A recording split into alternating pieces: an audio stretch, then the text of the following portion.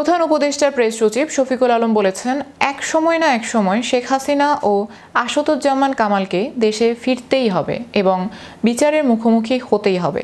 শুক্রবার মাগুরা সদর উপজেলার নিজ নান্দোয়ালী এলাকায় অবস্থিত নিতাই গৌর সেবাশ্রমে অধ্যক্ষ বাবাজি মহারাজ চিন্ময় আনন্দ দাসের সঙ্গে একান্ত সাক্ষাৎ শেষে সাংবাদিকদের বিভিন্ন প্রশ্নের জবাবে তিনি এসব কথা বলেন। আসন্ন জাতীয় নির্বাচন প্রসঙ্গে শফিকুল আলম বলেন, সারা বাংলাদেশে অত্যন্ত সুন্দর ও গ্রহণযোগ্য একটি নির্বাচন অনুষ্ঠিত হবে। নির্বাচনকে সামনে রেখে বিভিন্ন রাজনৈতিক দলের প্রার্থীরা গ্রাম ও শহরে ব্যাপক প্রচারণা চালাচ্ছেন। আওয়ামী লীগ নির্বাচনে অংশ নেবে কিনা এমন প্রশ্নের জবাবে তিনি বলেন, আওয়ামী লীগ নিজেরাই নিজেদেরকে ডিসকোয়ালিফাই করেছে। কোনো রাজনৈতিক দল যখন হাতে অস্ত্র তুলে নেয়, সাধারণ মানুষ ও ছাত্রদের ওপর হামলা চালায়, তখন জনগণ সেই দলকে রাজনীতি করার সুযোগ দিতে পারে না।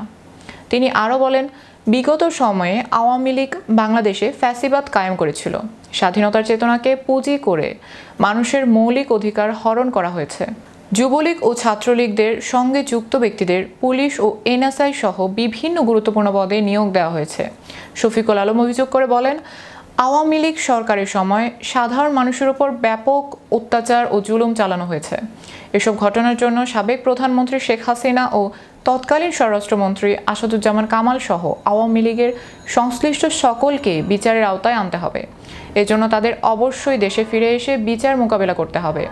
তিনি আরও বলেন, বাংলাদেশের সাবেক প্রধানমন্ত্রী বেগম খালেদা জিয়ার প্রতি শ্রদ্ধা জানাতে ভারতের পররাষ্ট্রমন্ত্রী এস জয়শঙ্কর বাংলাদেশে আসেন। শ্রদ্ধা নিবেদন শেষে তিনি বিএনপির ভারপ্রাপ্ত চেয়ারম্যান তারেক রহমানের সঙ্গে সাক্ষাৎ করে দেশ ত্যাগ করেন। এ সময় প্রধান উপদেষ্টার সঙ্গে উপস্থিত ছিলেন সহকর্মী কমিশনার আমিনুল ইসলাম, মাগুরা সদর থানার অফিসার ইনচার্জ আশিকুর রহমান, নিতাই গৌর সেবাশ্রমের সাধারণ সম্পাদক তরুণ ভৌমিক সহ স্থানীয় গণ্যমান্য ব্যক্তিবর্গ।